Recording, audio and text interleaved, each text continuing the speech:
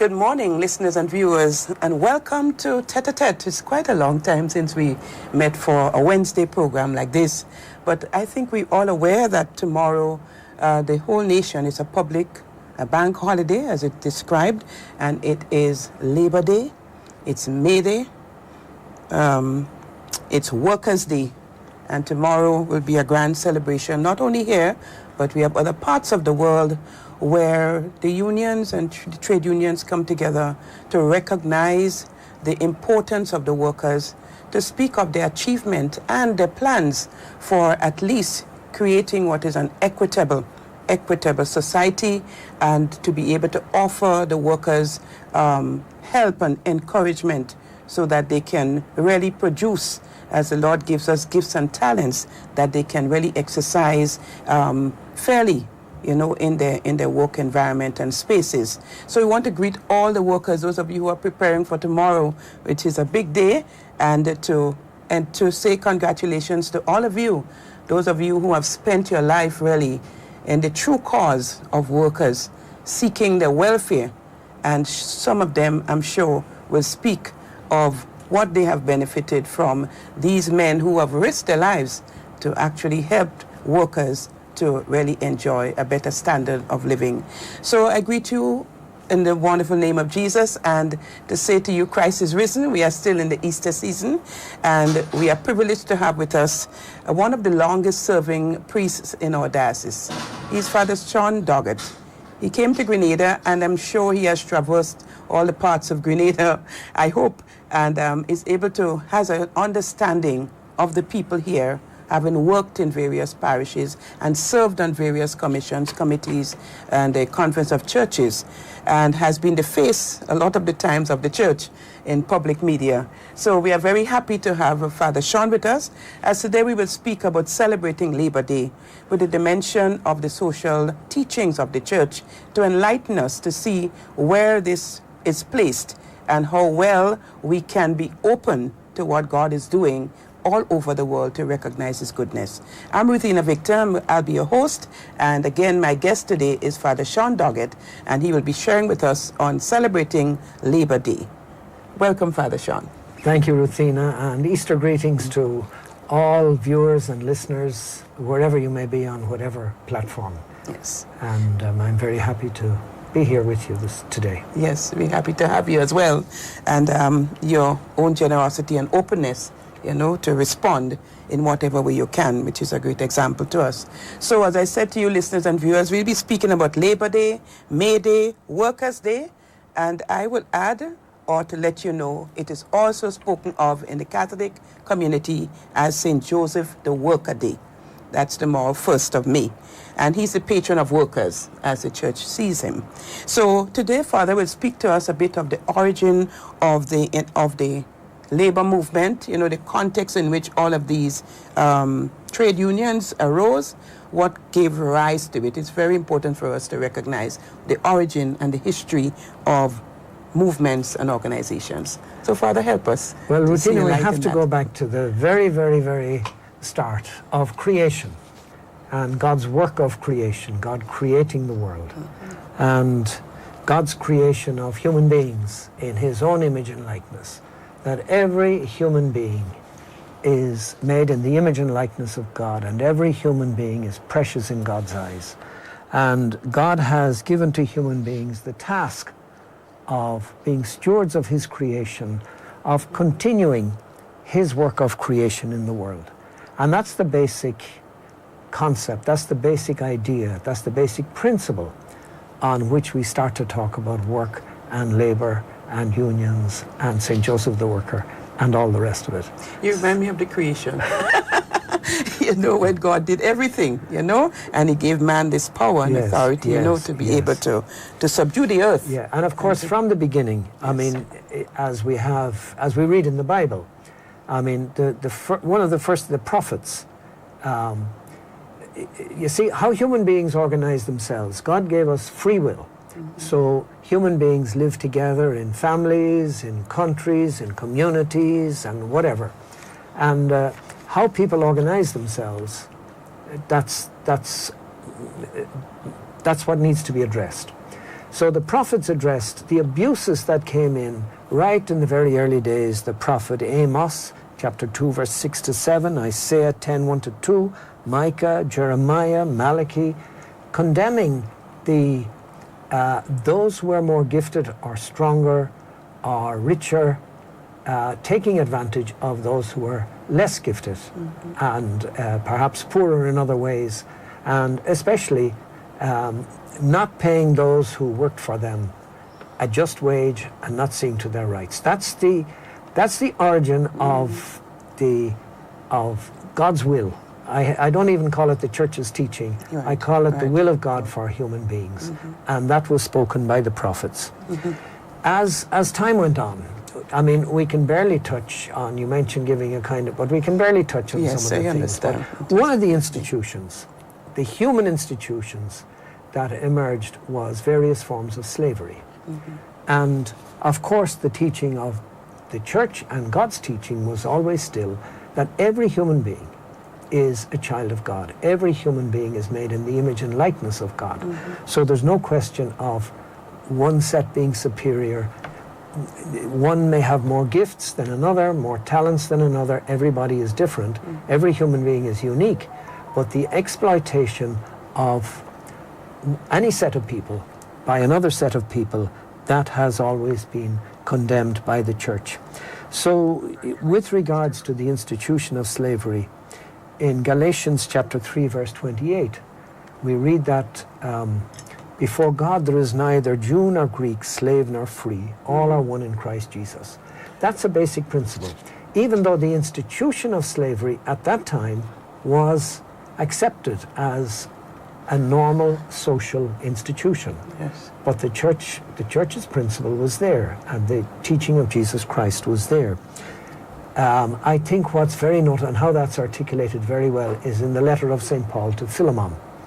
Remember, Philemon was a wealthy man, and he had a young man called Onesimus, who ran away from his master and came to stay with Paul. And Paul eventually, he spent some time with Paul, and Paul wrote that beautiful letter to Philemon, the rich man, saying, accept Onesimus back now, not as a slave, but as a brother. Yes. So that even though the social institution, the status was master and slave, the reality is he's your brother. Brother in Christ. So throughout the Middle Ages then, as in Europe at least, I mean, we don't know what was going on in other parts in Asia and in the Americas and Oceania, but what's well documented is Europe, and what I can speak about is Europe. And in the Middle Ages you had peasants and landowners. And peasants were the people who worked the land and produced the food. And again, the land was owned by landowners, and peasants tend to be treated very badly. But just the skilled workers, now they organized themselves into guilds. So you would have the guild of blacksmiths, you would have the guild of carpenters. So they were more organized, and they protected themselves to some extent in that way. But for the poorest of people, certainly in Ireland and certainly in England and the rest of Europe, the establishment of the monasteries was it was a huge advantage to the poorest, because the monasteries, not only were they centers of learning and research, but they were also the hospitals, they were also the poorhouse, they were where the poorest could go for relief. When you didn't have social security, and you didn't have social benefits, and you didn't have hospitals as such, the monasteries played that role, and that was an expression of the church in those days. Jumping forward then several hundred years, we come to the Industrial Revolution and the invention of machines that took over so much of the work. And also another social change which happened certainly in Ireland and in Scotland and other parts of the world, the fact that it became more economical to raise animals on the land than to have peasants producing fruit. So many were driven from the land, many migrated to America, Australia and so on, and to the towns and the cities, where with the growth now of factories due to the technology and the invention of machines, there was a demand for quote-unquote labor. In other words, people to do the mechanical tasks with their hands. And of course, people who were dispossessed from the land, they needed money, they needed something, they needed sustenance. Yes. And in those days of the Industrial Revolution, terrible poverty, slums in big cities. And it was in that context that labor, Yes. in other words, the work that people were doing with their hands, was seen as a component of production. So you had material, you had investment, and you had labor. And the object of the owner or the masters was maximize profits. So that meant reduce as possible the expense of labor and of materials. So it was that context where you had that terrible abuse of people, of workers. Abuse of the That's where Marxism arose.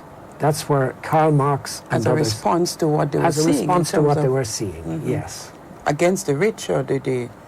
Well, the reality that they were seeing, at least as Karl Marx expressed it, I'm no expert on Marxism, but basically the teaching of Marx is that people look out for the interest of their class interest.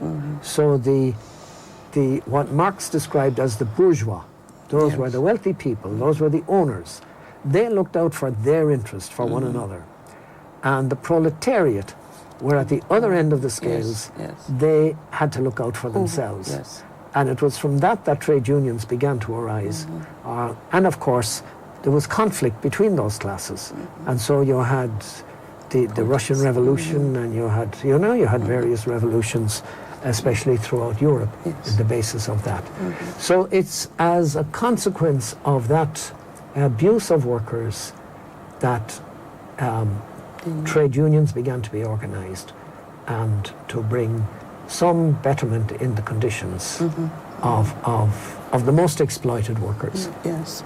Now, as you spoke, I'm actually seeing that some of these things it has continued, but with the rise of the trade unions, people began to become aware and incited other people to open their eyes and to see what is happening and to do something about it. Yes. Well, let me first of all say that in some parts of the world today, that kind of situation still exists. In places like Bangladesh and some of these Asian countries where you have very, very poor people working in appalling conditions, so that people like you and me can buy shirts and clothes very cheaply, extremely cheaply, and at the expense of mostly women who have to work long hours in conditions that are appalling, where the doors of the factory are locked and the time when they can even use the washroom is limited and checked, and the payment they get is minimal. So those are situations that have to be addressed, and the church's teaching addresses that situation too, that is a structure of sin. But in many parts of the world, in other parts of the world, thanks mainly to the trade union movement and to the teaching of the church, things have improved. Now, this is interesting that you said that, because we tend to forget where we've come from to reach this point. Yes. Because we know of a lot of protests and some very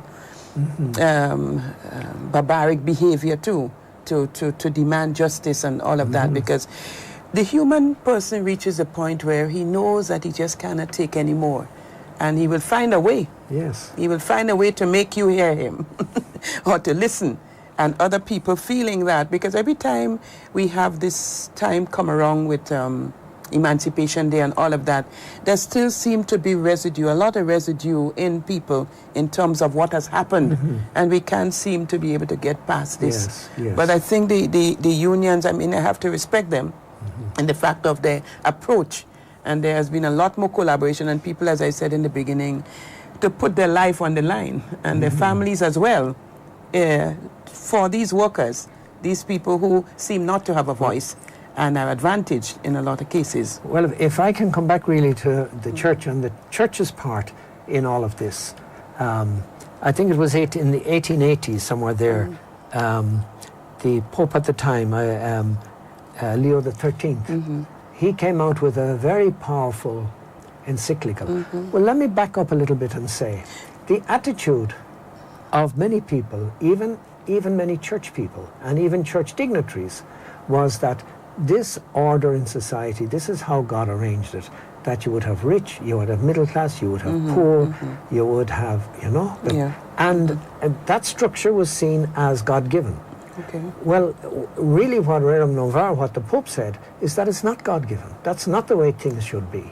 That labor is not just a component of production, but it's human beings being creative, using their minds and their hands. And that's where the concept of a living wage came in. That, people may be so desperate that they'll work for peanuts for almost nothing. Yes. But that's not right. Everybody has the right to fair wages. To a fair wage that will support a man and his family. Yes. And for that fair wage, yes, he has to give a fair day's work. But also the conditions. The Rerum Novarum spoke about the right to organize. And this was something that had to be fought for too. That, where workers were seen to be getting together in some cases and organizing, they were fired from their jobs. Yes. They were dismissed, so people were afraid to work. So the right to organize into trade unions, that was asserted also. Was the right, the right to a just wage and the right to reasonable hours and conditions, not conditions where people are put in danger. Sometimes in some of those, especially the older factories, you had little children working in appalling conditions where it was so easy to lose their hands, or and even in mines producing coal, breathing coal dust. The Church's social teaching has always condemned those kind of conditions and defended the rights of workers to organize themselves into unions or whatever you want to call them, to bargain, to negotiate, and even to struggle for better conditions. It's interesting that you brought in the church there, because it's important for us to understand. I think Bishop Clyde tried a lot to open our eyes to the social dimension, and the social teachings of the church. And in one place it says that the social teachings is like the best kept secret. And I wondered why, that term has been used, because we sort of had a one-track mind and not seeing the suffering. So, that is why the church has the bird's eye view, and it's able to get the panoramic view and to sense what we, laity don't sense a lot of the times. So the church has always stepped in, and not remained silent. So it's important that you have brought in the encyclicals and documents and the popes that have become very aware. I have to bring in a criticism of ourselves as bishops and priests. That these documents, Rerum Novarum, that going back to the 1800s, Quadragesimo Anno, which was a follow-through, which came in 1931, and Mater et Magistra by Pope John Paul Pope John the 23rd, and Populorum Progressio by Pope Paul VI in 1967. These all developed that concept further and brought it forward. But generally, and I can say up to the time of Pope Francis, encyclicals were written in a way that wasn't very readable for ordinary people. And this is where I blame ourselves, priests and bishops, that we didn't really try to get the essence of the teaching across as we should have done. It was, and that's why it's referred to as the church's best kept secret. Yes. Thank you for accepting, for openly stating, the failures in that way, because I remember even looking at some of the documents, and then I said to you, they were difficult to understand. Yes. But I bless the Lord, because you have people like John Paul II and Francis really just brought this down to your reality, that anybody listening to him was able to understand what he was speaking about. Yes, He would use those jargon that Yes. that was what we call at home, Right, you know, with the right. different races and, Yes, and people. yes, So yes, I yes. really would like us to get into that a bit because as you refer to all of these documents, I'm not sure that we are really aware Well, I of can all just of these, mention, I but can you just did mention one or two key ideas. Yes. And especially now in the document, the encyclical Populorum Progressio of Pope Paul VI in 1967, because it's talking really about development. You know, we see a new building going up and we say, oh, that's development. Or we see something happening and we say development, and we say a developing country. Yes. What is development? And who's benefiting? This is in whose benefit is this happening? And that's the idea of Pope Paul VI, was that true development must be integral. That is not just something for one set of people or another set of people, that it must be something that benefits society as a whole. Is that what you refer to as the common good? The common good, yes, something? but integral, Okay. the term he used is integral development. Okay. That it integrates, Yes. it's not specific just to one set of people. Okay. And that's a useful thing to look at, because whatever we see and whatever around us when we talk of development and market forces and economics and inflation and investment, development has to be seen in that light. Is it bringing, what benefit is it bringing to everybody?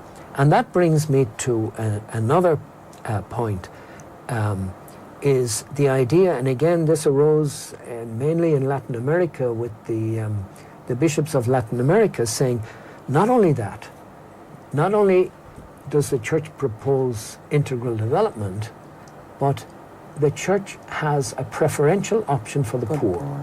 That the poorest people need the help of the church and need to be cared for specifically. You can't just leave things to market forces and social forces. So that preferential option of the poor, that should be the stance of the church. Father, I know Pope Francis, I was reading something that he said, you got to begin from bottom up. You have to listen to these people and their cries there. And there was this Muslim who said, you know, when they were suffering and all of that was happening to them, Pope Francis, even if he wasn't near in person, but they felt his presence because he was always on the side of the poor and the marginalized and the suffering, and he was always there. Let me mention something here which didn't get much publicity, but it was on social media, but it didn't get a lot of publicity. And when we're thinking about the suffering in Gaza, specifically in Gaza, do you know that Hamas made a very beautiful statement paying tribute to the influence of Pope Francis and what he had been doing, I wouldn't say silently and behind the scenes, but the influence that he has had. And so both Hamas and Hezbollah issued very beautiful statements, tributes to the influence of Pope Francis. I wish you could have pulled that out. But yes. Yeah. But a lot of people have been touched. A lot of people I have been didn't. touched. I've been, yes. A lot of people have been touched by the ordinary simple man, you know, who had a heart. Yes. You know, and we hope that the people who are in the unions fighting the cause and all of that, that the motivation and the intention is pure, you know, really for the poor. Yeah? Yes, well, you see, we're human beings, and we all have our faults and our failings, and we all have our interests, and the circumstances change. Constantly. Our world is constantly changing. In fact, in the last 100 days, we've seen huge changes in the relationships between countries. You know, I mean, it's just amazing the suddenness of the change. Yes. But the basic Christian teaching, the teaching of Jesus Christ, that comes down to us through the Old Testament and the New Testament and the Church's social teaching down to today, must always be remembered that every human being is made in the image and likeness of God, and every human being has got the right to all the necessities of life. Food, clothing, medicine, shelter, decent housing, education, and the right to develop as a person. Yes. And that's the whole point, and that's maybe if we can get on to in a little while talk about the purpose of work. Yes. What's going on there? And this is the continuing God's creation. Yes. So we're going to take a break here because it's the whole question of celebrating Labor Day. That word celebrating is important for us to see what we are celebrating. Absolutely. It's not just a day and a moment, but the value of work. Exactly. You know, and what work does for the human person. Yes. So we're going to take a short break, listeners and viewers. We invite your calls. It's 435-0143 if you wish to be part of this program on celebrating Labor Day, as Father Sean speaks to us on different aspects of this celebration. So we take a short break now. Diocesan t-shirts are available for purchase. Early bird prices. Regular adult t-shirt for $35. Children's t-shirt for $25. Or upgrade to a polo t-shirt for only $45. Call 473-459-4612 to place your order now. Let's live church, build community, and serve country. We are Grand Cath and proud. Lift your hands and say, you know they're for my heart. No. A very big God.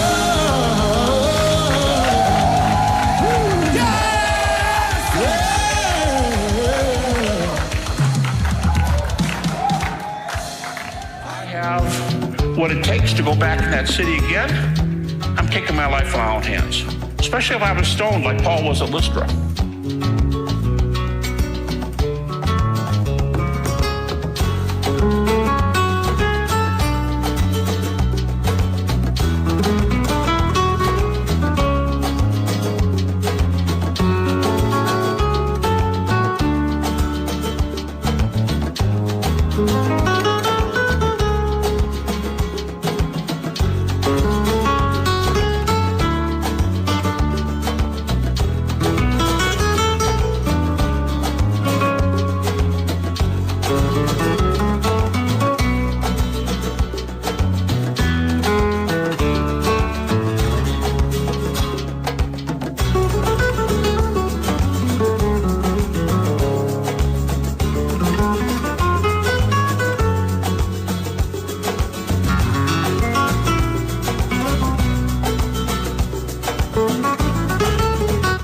Welcome back, listeners and viewers, to the special program with Father Sean. As we share, as we discuss, as he gives us some light on some of the teachings of the church in the context of the celebration of Labor Day. Now, we spoke of Labor Day, and as I said in the beginning, we as Catholics have known it to be also St. Joseph the Worker. And we talked about the value of labor, the value of work, not just for money, but it has much more benefits for the worker. Now, St. Joseph Day was placed there, as I knew that there was an International Workers' Day that came from a different reason, and then the church has placed St. Joseph the Worker. Right. Can you help us to understand St. Joseph the Worker within this context? Well, first of all, let me talk about work itself. Okay. I mean, God completed his work of creation in 7 days. He completed the work of creation. But God's... It's 6 days? 6 days, okay, and then he rested on this. But that work of creation, he handed on stewardship of creation to human beings. Cultivate the earth, till it. And so that power of creation, of change, bringing order out of chaos, of bringing beauty out of disorganization, of making life better for humanity. That's creation flourishing and developing, utilizing human creativity. That's what work is about. Shaping humanity, shaping human beings, and shaping society, the way we live together, for the benefit of everybody. Empowering everybody, empowering those who are powerless, like the children, giving them education and understanding, learning skills, learning, all of that is continuing God's work of creation and creating empowering all for the benefit of everybody, for the benefit of all God's children. And not only that, but even creation itself, it's not staying still. So we have creation itself being developed. In many places it's being exploited by, the use of fossil fuels and mining and burning of coals. And these are all problems that are associated, and we can't say that they're all improving. So what I call development, what we defer to as development, we have to look at it, really who's benefiting from it, and is the world benefiting from it? Are we creating a better world for those who are coming after us, for children and grandchildren and great-grandchildren, or are we leaving them a mess? This is what we have to look at. So you agree that we have to pay a price? A price is being paid. We can look at it in that way. Yes, because if we're very selfish and we use up everything now, what's going to be left for the generations to come? So this is something. This is a factor that has to be looked at, and again, the idea of the church's social teaching has to be seen in that context, and especially, how can we not mention the exhortation of Pope Francis, Laudato Si, dealing with all of that and tying it in with the environment, creation, and human beings and the growth and development of human beings.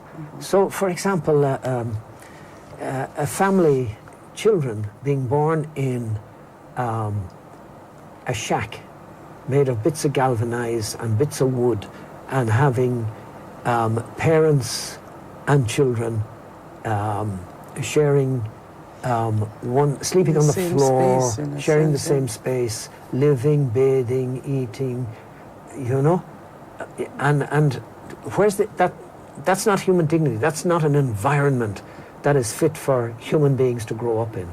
So the very basic fact of providing a decent house where there is some degree of privacy and dignity and the basic facilities, and the basic facilities change with time, because what we regard as basic today would have been regarded as luxurious some years ago. But the world is changing and society is changing, and so our work and our organization of ourselves in unions or societies or whatever, and the church must address that, because that's the situation in which the church exists and brings the kingdom of God. But would you agree that the church has been seeking to address these situations? Oh yes, in absolutely. The various organizations. We have Caritas, we have other organizations, and that awareness, St. Vincent de Paul Society, that awareness is coming, so that dimension of the poor, that dimension of love of neighbor, that dimension is tied in. It's and basic. And people apply their talents and gifts in these areas. Absolutely. Yes, and as I said, right from, we can say right from the monasteries in the Middle Ages, the church has always, and individuals within the church and small groups within the church, found ways and means of addressing the evils that were arising, and especially of bringing a better life and bringing improvement to the poorest of the poor and the most needy. So we have Mother Teresa, and we have Caritas, and we have all the rest of it. But this is like a growth. It's like a continuous growth. As you said, from the monasteries, there are different persons who have literally been called to that kind of work, full time. And there are others who do part-time or as their heart moves them to serve. But we can say that the church has been the oldest institution in terms of being able to enter into those areas of people's lives. Absolutely, and where the church has not done that, and there have been situations and there have been times when the church has failed in that duty. And I think Latin America is Brazil. I just happen to know a little bit about Brazil. But up to the late 60s, the church in Brazil specifically was mainly a church of the wealthy people. And it was Dom Helder Camara and some of the other bishops, Casteliaga, who in their Episcopal conference brought in this notion of the church should be the church for the poor. And that's when they began to move out and speak of liberation theology, and basic Christian communities, move to the villages, move to where the people are, call them together at that level, and that's where the church should be ministering. Now, that has not always been, and that's not always true everywhere. And as I said, the basic teaching of God through the Old Testament, the basic teaching of Jesus Christ and the church is always that every human being is made in the image and likeness of God and has the right to a fully human life and to develop all his or her talents and gifts. Yes. Don't let us go too far because, as you said, within that context, we can see the example of St. Joseph in Nazareth. Exactly. And that's why I said, give us a light as to why the church has put St. Joseph as the patron of workers and why is he placed here as the one. Yes. Well, I think it was in the 1955 actually that Pope Pius XII decreed that May the 1st is the feast of St. Joseph the Worker, 1955. And what he wanted to do was to bring into this whole celebration of the improvement of the condition of workers and the organizations of trade unions and the celebration of that, what can I say, that struggle for justice and for the rights of workers, of shining the light of the church on it and not letting it be just something that had nothing to do with the church, because the church's mission has to address that situation directly. And the person of St. Joseph is the ideal person there. You know, if you look at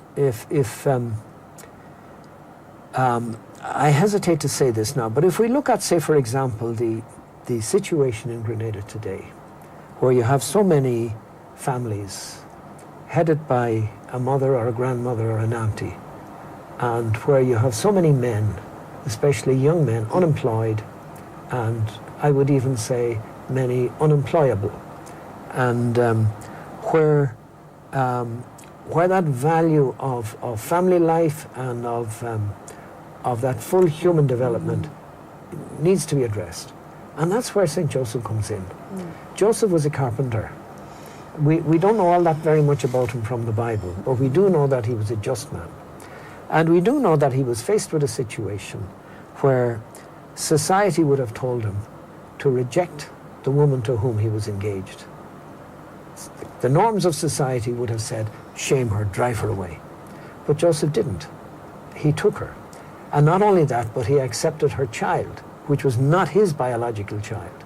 And he accepted them. And he claimed, by naming the boy Jesus, Joseph was accepting responsibility as a father.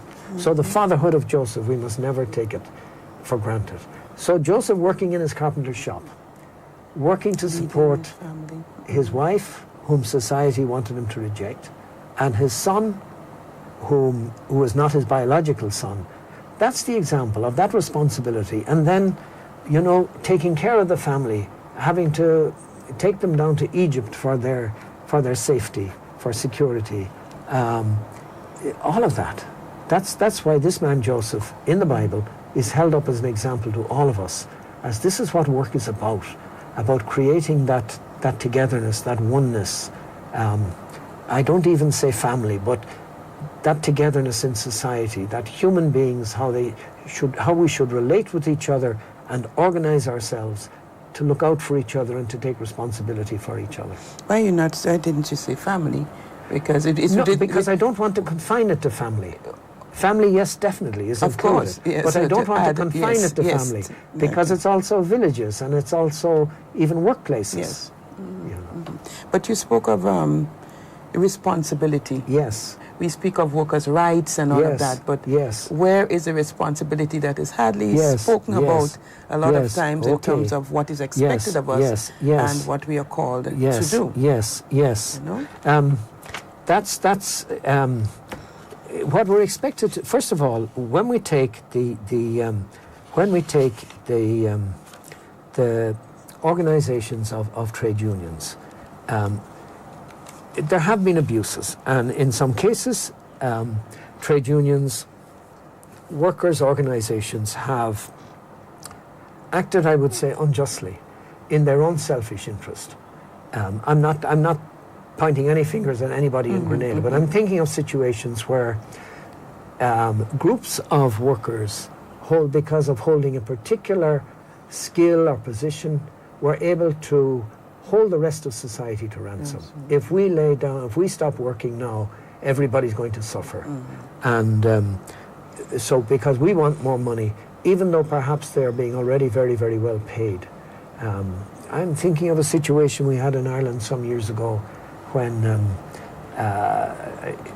when it was really destructive, really, of production, because some workers, say the transportation and distribution of goods, they realized that they held a power, and they wanted to use that power for their own advantage rather than for the rights of everybody. So in calling for something like a strike, in calling for a stoppage of work, there are certain, we can say certain things that must be taken into consideration. Firstly, it should be for a just cause. It should not be just something petty. It should not be for nothing.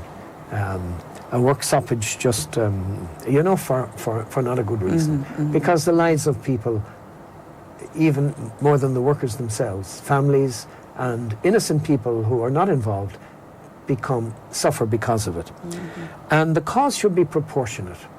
So if you're calling for a strike, what is going to be the effect? Is the effect going to be so terrible that is it going to be in proportion to the wrong that will be righted, or the benefit that you wish to get? So we're looking at proportionality. What benefit will it bring, and what damage will it do? And if the damage and the suffering that it will cause is far greater than the benefit, then it's not a just. It's not. And that brings us to the point where the church is always supportive of the rights of the workers. Yes. But it has a word for us on the whole question of strike, because, as you said, the strike can have very devastating effects. Yes. I remember one, even with the teachers and so on here, that was really difficult, for parents and for students, and so that common good has to be looked at. Absolutely. And it has to be addressed in the best interest of everyone. And even the workers, sometimes it's difficult to convince them that route may not be the best route to take at the moment. Yes. So that's why they have certain steps before you can reach to a full-blown strike to just withdraw your labor. And so that part of what the church speaks here, it's important for us to understand one of the core values, which is the common good, what would happen, proportionality, as you said. What is going to happen to the rest of us? You get your money and look back and see what has happened here in this situation. So it calls for this conscience, this awakened conscience, and at the same time to weigh what takes priority here. And can we wait? The dialogue, the collaboration, let's talk again, let's get around the table. I remember there was one time when there was, let's sit around the table. Exactly. And that we can come to some common place. And then, of course, there's another factor to be taken into account too, and that's politics, party politics. Sometimes parties, employers or workers can be involved. There can be political ends that, action can be taken to promote particular party political ends, and that's wrong. That's wrong. And so the common good of society, is this going to benefit the whole of society? And is the damage it will cause not going to be out of proportion to the benefit that it will bring? And there's another little factor there too, and that is that we have trade unions, and particularly now here in Grenada, we have very organized, I heard a list of the trade unions, was it on the TV last night, and we have trade unions in the various sectors of society who are doing their work, doing their job, playing their role. We thank God for that. But if there is to be something like a stoppage of work, or a strike, or I hesitate just to say a strike, but some grave interference in the process of in the harmony of the industry or the factory or the service or whatever it is, it should not be caused, it should be called by the legitimate authority. It should not be one individual causing, maybe one individual who may be not the leader, but is a disruptive person, just bringing it in for his or her own advantage. Yes. So that the legitimate authority of the union. We have to say the union because that's the authority on the part of the workers. That it should come from that, and the common good of society. It should bring some benefit. So, Father, this lands us into some of the expansion of the core values of the social teaching of the church, because listening to you, all of that is coming through. That would be the mind of the heart of God and the church to tell us to look again, because there are some things that are just not good for our country or society, and for what we are propagating perhaps among the young people and our own approach to dealing with disagreements and so on. Yes, so it's important that we do not just see ourselves in this moment, but we have to think down the line, 5 years, 10 years down the line, what impact it will have. Of course, how do we resolve conflicts and of course we have the example in the church, and we're talking so much these days of synod and synodality and listening, and a large part of negotiation and of settlement of difference is listening, when we can really listen to each other and try to understand the point of view of the others. Yes. That's a major step forward in resolving disputes. That's why it brings us to the question of when Catholics present themselves for positions like these, they have a responsibility to know what is expected of them and how they should conduct themselves in situations like that. Yes. And we want to be proud of them if we see them acting in that way. Yes. And so they also should be open to one who might call them on the side, or to be able to help them to see that's not the face of the church. If you claim to be, that's not the face that should be presented. And they should be open in terms of and as you said, to know what the church teaches on different situations and to seek the help. Seek the help that is needed to help them to really perform the duty. Right, yes. Professional way, and Christian way as well.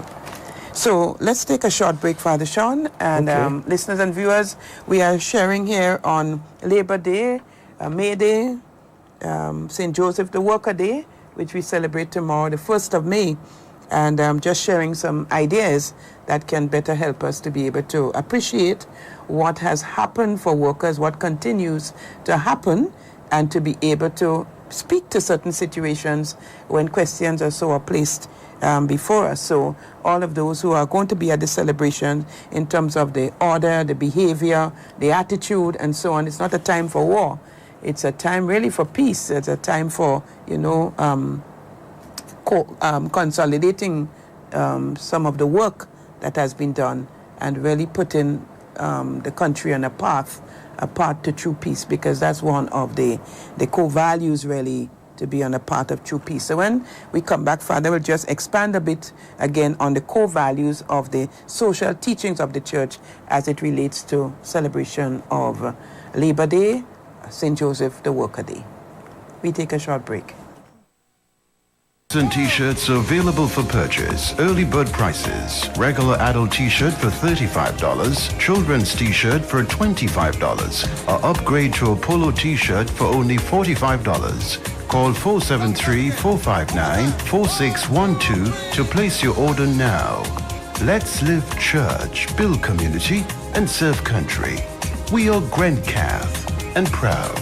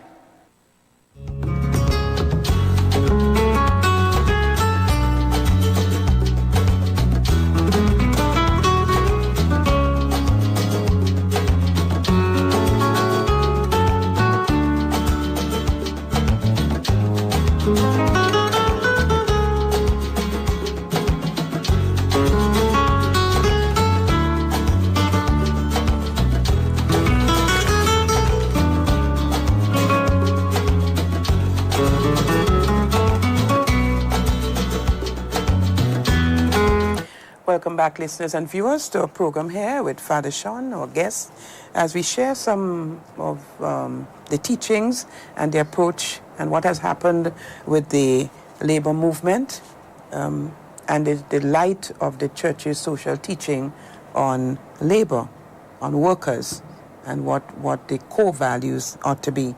Let's narrow it down now to our own country here.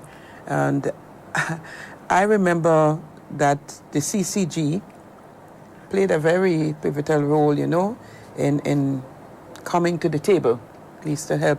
And Father Sean, you would know of some of these situations. But in Grenada itself, looking at the whole trade union movement, their progress, their achievement, what from where you sit, what can you share on that?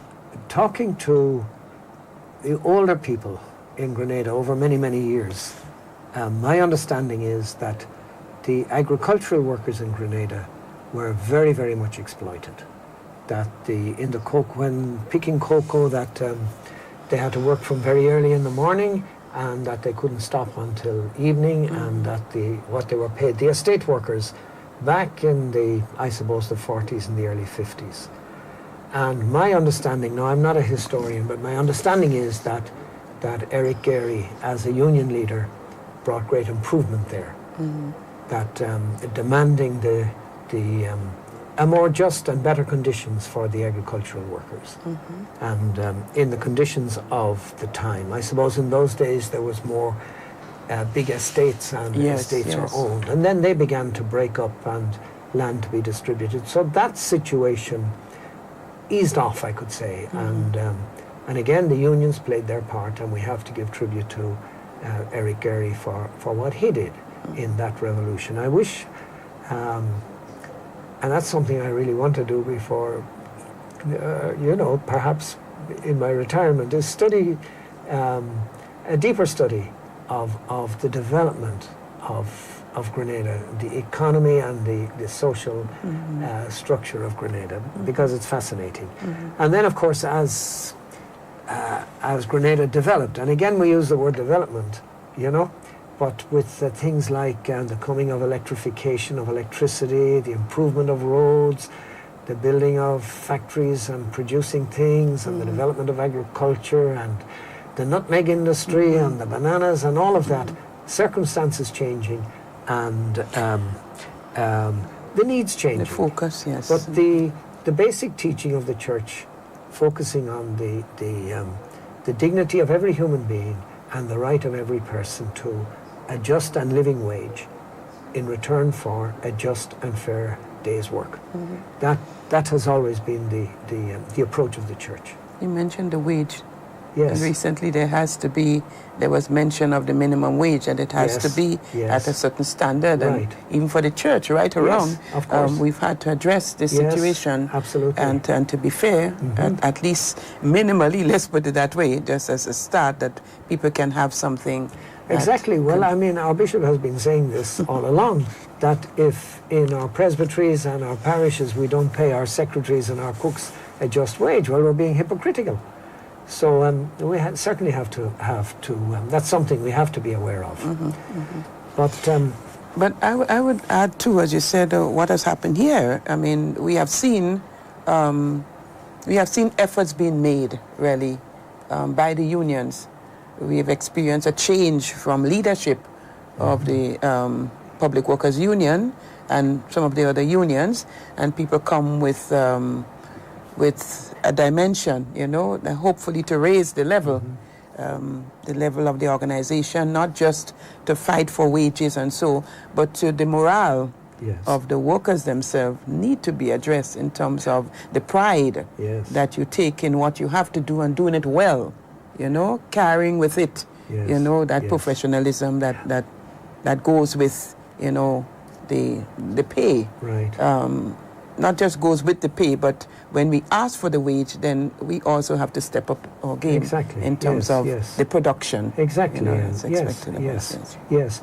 But I feel quite happy and proud of the fact that the modest part that I played in the Conference of Churches in negotiating the Labour Code, as we have it. Certainly, perhaps it needs to be revised now. I'm not really. I've lost touch with developments, but that was something that was discussed and that the churches had their input into. Nice. And also in some of the labour disputes over the years. The first I really remember was the GBN dispute. I think it was 2000, 2001.